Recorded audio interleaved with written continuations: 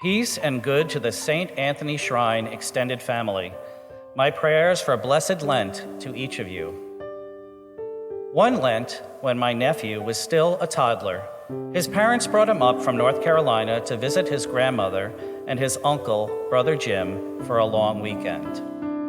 To my nephew's shock and surprise, Grandma, who is notorious for having a sweet tooth, did not have any candy in the house to share with him. You see, Grandma, since she was a child and to this day, gives up candy for Lent.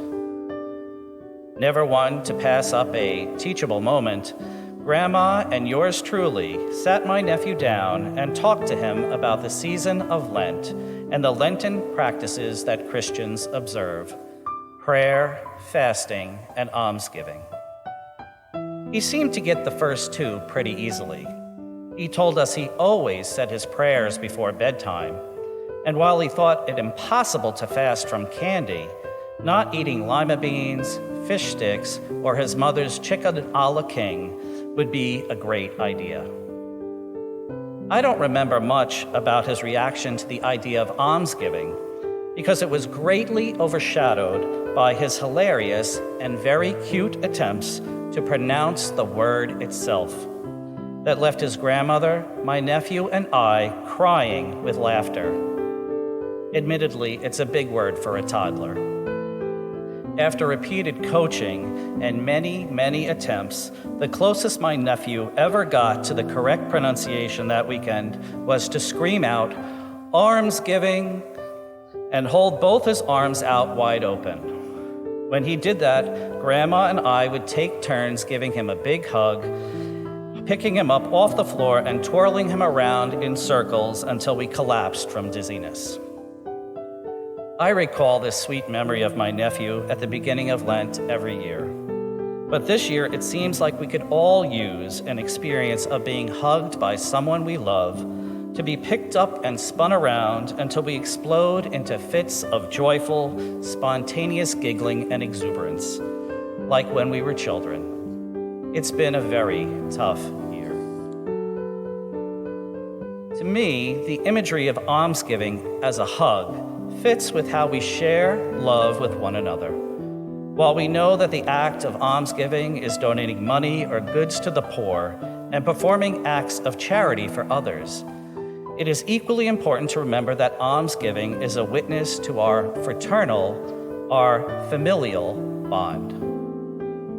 Our almsgiving hug is a demonstration of our support for those who are experiencing challenges, our response to the recognition of our solidarity with the whole human race and to Jesus' command to love our neighbors as ourselves. We love our neighbor because of our love and obedience to God, and we meet God in our neighbors. Saint Francis of Assisi considered God to be the great almsgiver and deeply believed that everything we have has been lent to us by God in his charity, mercy, and kindness. It is only right then that we should pay forward God's generosity to those who are struggling without hesitation and without concern for what we might stand to gain or lose from our efforts. In my experience, performing acts of charity for most Catholics is second nature. We don't limit our almsgiving only to the season of Lent. However, during Lent, the Church asks us to be especially intentional and especially generous with our almsgiving.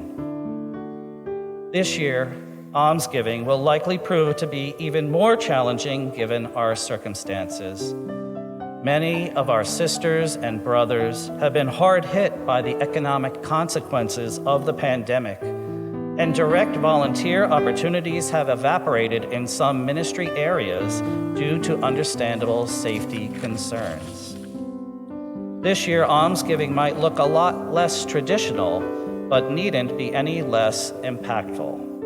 Random acts of kindness and most all of the things that have been suggested to help our most vulnerable neighbors weather the pandemic storm are blessed, loving, and authentic expressions of giving Lenten alms.